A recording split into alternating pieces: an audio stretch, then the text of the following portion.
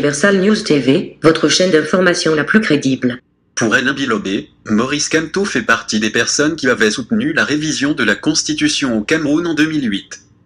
En fait, Maurice Kamto est dans une démarche politique qui empêche l'opposition camerounaise de faire son travail, précise Alain Bilobé.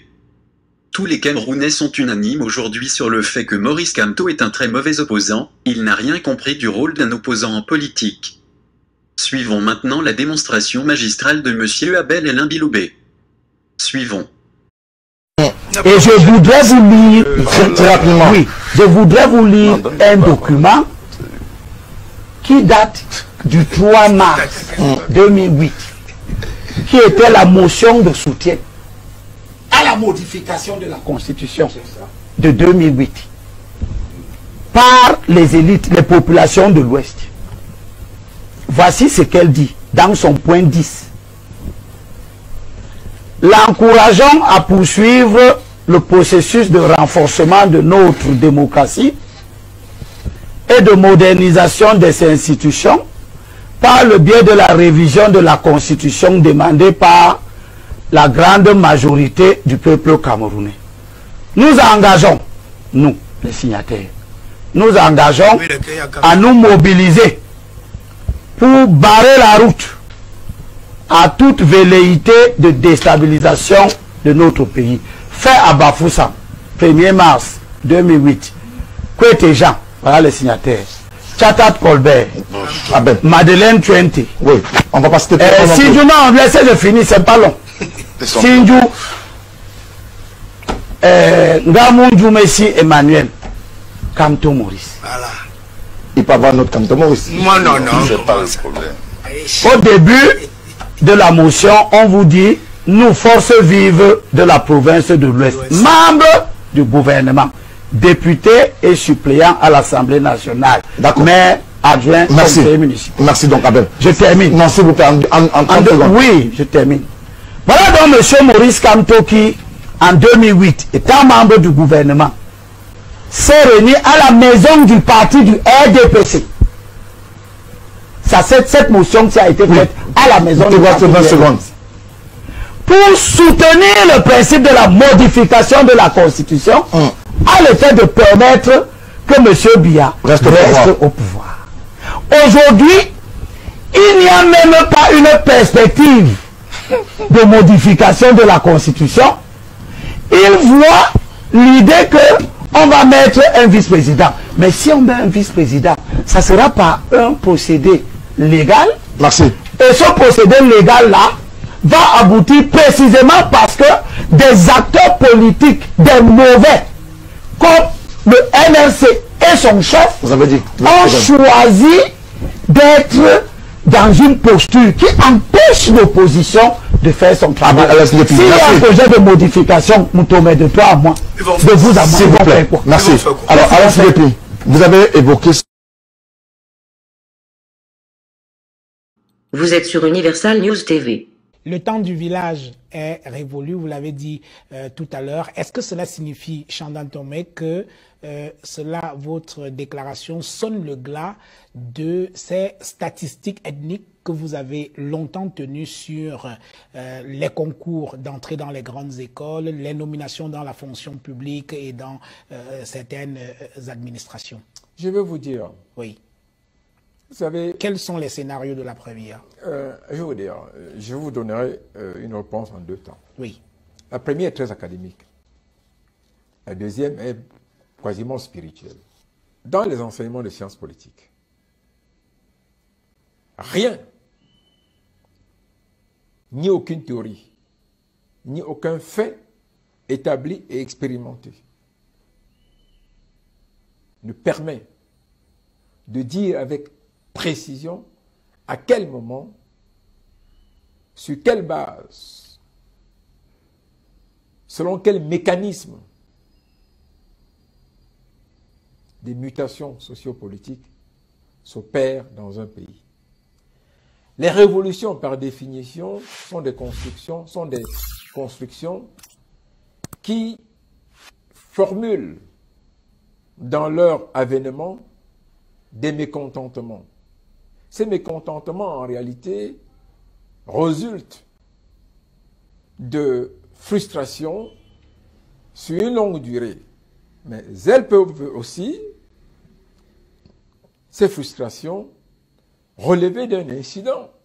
Un journaliste est mort, un enfant est mort à l'école, une maman a été brutalisée, un accident, et ainsi de suite. Donc, sur ce plan-là, rien. Si quelqu'un vous dit qu'il a le scénario, il ment. Le deuxième élément, il est pratiquement spirituel. On dit, seul le Seigneur est maître du temps des hommes. Les hommes ne sont pas maîtres de leur propre temps. Et comme on dit très souvent, c'est lui seul qui connaît l'heure, le lieu, la date, ainsi de suite. Mais, pour ne pas vous laisser sur votre faim, Oui. quand même, vous parlez à Sandatomé, je ne suis pas une tête ordinaire. Oui. Je ne peux pas non plus vous dire que je ne connais pas un certain nombre de choses. Mais j'aime mieux, et ça c'est très important, dire à tous ceux qui montent des scénarios dans leur chambre qu'ils vont prendre le pouvoir, ou qui de l'étranger s'accrochent à des caravanes, pétitionnent, clapotent sur les ordinateurs, avec des programmes de transition au Cameroun. J'aime mieux leur dire que vous êtes dans un des pays les plus militarisés et les plus structurés d'Afrique, sous une apparence d'anarchie. Le système camerounais est un système extrêmement fort et composite. C'est pour dire C'est pour dire, quoi, oui. Je vous explique. C'est simplement pour dire, les différentes lectures qui donnent le pouvoir camerounais chancelant, qui disent le pouvoir est à ramasser, c'est fini. J'aime mieux leur demander de prendre leurs humeurs en patience et de cesser ce genre de rêve. Les différents modèles de transition, si vous voulez, en tenant les scénarios possibles au Cameroun, Oui. ont suffisamment été construits, dessinés sur le papier, rangés dans les tiroirs. Et vont être opérationnels en temps opportun et très certainement, malgré et sans les personnes les plus pressées pour aller au pouvoir. Alors, que répondez-vous à ceux qui semblent flairer au Cameroun une succession dynastique à la tête du pouvoir sur le modèle de ce qui s'est passé au Togo, au Gabon et dans d'autres pays africains? Mais je crois que... Très rapidement. Je crois que les gens ils se trompent un peu. Écoutez, monsieur Jean Belotani, là je vous parle maintenant comme, d'ailleurs mon dernier ouvrage, c'est Tactique et stratégie pour le pouvoir. Oui, vous écrivez beaucoup, ouais, une soixantaine de livres. Voilà, oui. Les Africains à l'épreuve. Non, écoutez, pourquoi vous n'avez pas cité l'Algérie, le Soudan, l'Égypte et la Tunisie? Ah, vous pensez qu'il y a eu une révolution là-bas? Je vous dis non, monsieur. Il n'y a aucune transition subite dans le monde. Les transitions sont absolument et toujours organisées, travaillées, discutées et consenties. Alors, donc pour vous, la succession dynastique au Cameroun n'aura pas lieu? Mais monsieur, je ne peux pas vous dire qu'elle n'aura pas lieu. Quand je vous parle de travailler, ok, les forces et les interactions, les réseaux d'influence qui discutent, qui ordonnancent, qui sont dans la programmation de la transition, peuvent décider de la forme qu'elle prendra. Elle peut être dynastique. Je regrette, je vois des débats inutiles dans la presse. J'ai entendu certains dire « Ah, attention, attention, et si ça se fait, vous ferez quoi ?» C'est un homme politique qui parle. Bien sûr, monsieur, avisé. Oui, et président d'un parti politique de l'opposition, soit dit en passant. Avec des ambitions claires. Vous êtes sur Universal News TV. Suivons aussi ce que Franklin Nyamsi pense aujourd'hui de Maurice Kamto. Franklin Nyamsi est ici sur les antennes d'une radio africaine. Suivons maintenant ce qu'il dit. Suivons.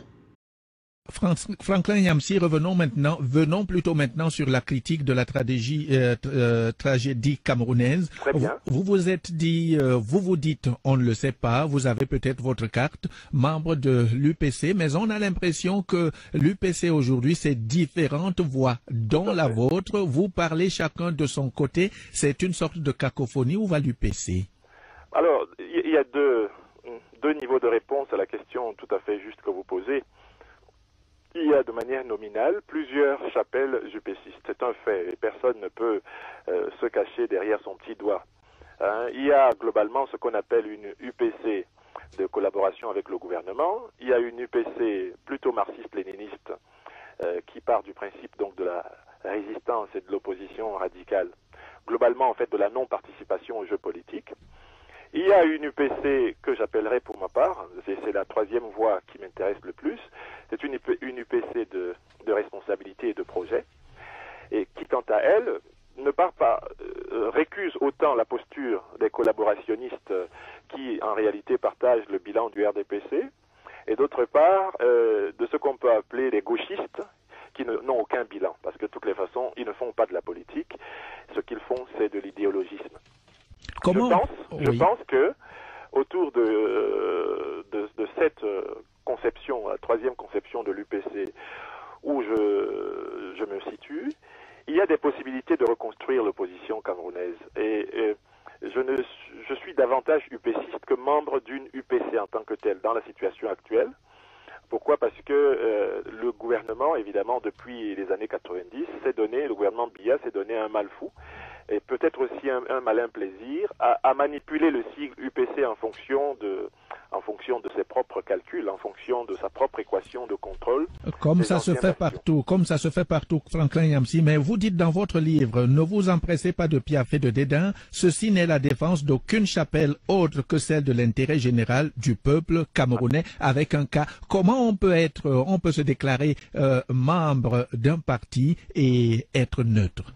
Très bien. Il y a quelque chose dans l'histoire de l'UPC qu'on peut appeler l'UPCisme. C'est l'idée que il nous faudra un jour bâtir des institutions qui soient réellement le reflet de la volonté des populations, mais qui soient également efficaces pour affronter le monde contemporain, le monde moderne, et procurer aux populations le bien-être, reconnaître leurs libertés fondamentales et leur permettre de développer de manière harmonieuse ce pays-là. C'est ce que j'appelle l'idéal UPCiste. J'ai écrit un article qui fait partie du livre dont nous parlons. L'UPCisme est un humanisme, où je décline un peu cette compréhension-là de l'UPCisme qui va correspondre exactement à ce que vous appelez l'intérêt général. Tant que nous n'avons pas des institutions municipales, législatives, exécutives, judiciaires, qui soient l'émanation vraie, authentique de la volonté des Camerounais eux-mêmes à rassembler autour d'un projet d'émergence nationale réelle, tant que nous n'avons pas cette situation, notre pays sera ce que j'appelle un pays schizophrène, dans lequel ceux qui soutiennent M. Paul Biya, ou en tout cas le régime RDPC, sont devenus fous, dès lors précisément qu'ils se définissent comme des créatures de M. Paul Biya, et ceux qui s'opposent au régime Paul Biya deviennent également fous parce qu'ils ne savent même pas pourquoi ils s'opposent. Et entre les deux, on a la jeunesse que vous dites très bien ici dans votre livre au chapitre 1er, la jeunesse camerounaise en crise. Et cette jeunesse camerounaise, lorsque vous la voyez réagir par exemple dans des départements tels que le Nyon-Ekele ou encore la Sanaga-Maritime ou lors des dernières élections, on a vu votre parti, l'UPC, voter en masse et prendre des mairies. Vous dites que c'est toujours la crise? Alors, je dis la chose suivante. La jeunesse camerounaise, donc presque 70% de la population du Cameroun, est par essence vraiment le sillon de notre espérance commune.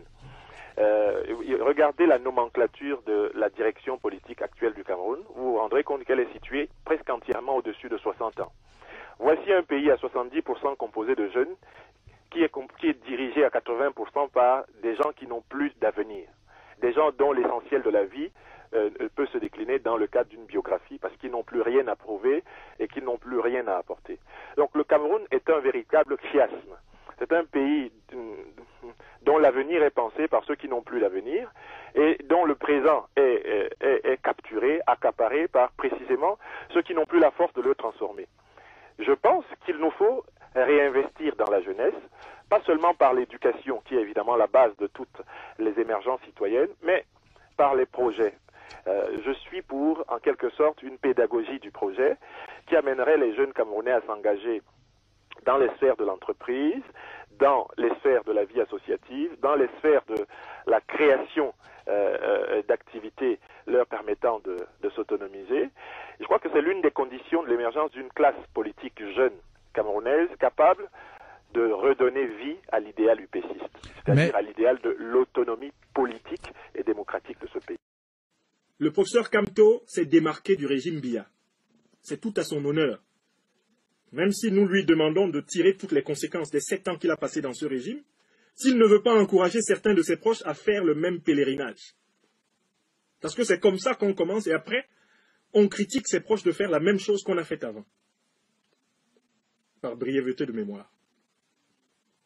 Vous êtes sur Universal News TV. Le Conseil constitutionnel, désormais au complet avec l'entrée en fonction du professeur Joseph Owona, le tout nouveau membre de cette instance nommé en avril dernier par décret présidentiel, a prêté serment ce vendredi devant le Parlement réuni en congrès. C'était sous la présidence de Cavaye Guédibril, président du dit congrès. Le film de la cérémonie dans ce reportage de Mathieu Kemgou. Il y avait du beau monde sur les hauteurs du mont Kolniada. Autorités diverses, membres du gouvernement, membres du Conseil constitutionnel, grand corps de l'État, se sont joints aux députés et sénateurs réunis en congrès dans la salle inaugurale du Palais des Congrès. 11 heures, le bureau est annoncé. Avec à ses côtés le président du Sénat et le secrétaire général du Congrès, le président de cette instance, Cavaye Guédibril, après avoir constaté que le quorum est atteint, rappelle le sujet du jour et donne la parole au secrétaire général qui lit en anglais et en français l'acte présidentiel nommant M. Joseph Owona comme membre du Conseil constitutionnel. Puis, l'élu du jour peut faire son entrée en salle. D'un pas assuré, le constitutionnaliste et spécialiste de sciences politiques prend place pour écouter les indications pratiques du président du Congrès. Vient alors le moment le plus intense de cette cérémonie. Je jure de bien et fidèlement remplir mes fonctions, de les exercer en toute impartialité, dans le respect de la Constitution, de garder le secret des délibérations et des votes, de ne prendre aucune position publique, de ne donner aucune consultation sur les questions relevant de la compétence de la Cour. Dès ce moment, le professeur Joseph Owona intègre le cercle très sélect des 11 sages du Conseil constitutionnel sous le regard admiratif de la salle. Le président du Congrès demande au secrétaire général de dresser le procès verbal du serment qui vient ainsi d'être prononcé. Le temps de matérialiser cette importante page de l'histoire du Parlement et du Conseil constitutionnel, les familles et proches du nouveau conseiller exultent. Je suis heureux en tant qu'Océanais parce que je représente aujourd'hui l'océan et c'est la première élite de l'océan. Je ne peux qu'être heureux d'assister à ce congrès et d'être parlementaire. Ceux qui ont reçu le serment formulent leurs attentes. Nous nourrissons l'espoir que son avènement au sein de cette institution participe de sa crédibilisation. Nous espérons que par son épaisseur, son étoffe, son expérience, son parcours et tout ce qu'on peut savoir de lui, son entrée là-bas participera de la dissipation de toutes ces pesanteurs que malheureusement nous observons encore. Le Congrès représente le peuple camerounais et c'est toujours cette impression de solennité de représenter le peuple camerounais et on sent la responsabilité qui nous incombe les parlementaires au Parlement. Le professeur Joseph Owona entame ainsi un nouveau challenge au sein du Conseil constitutionnel. Ses faits et gestes seront regardés à la loupe. Et nous commençons ce soir et c'est un monument du droit constitutionnel qui a prêté serment ce vendredi devant le Parlement réuni en congrès.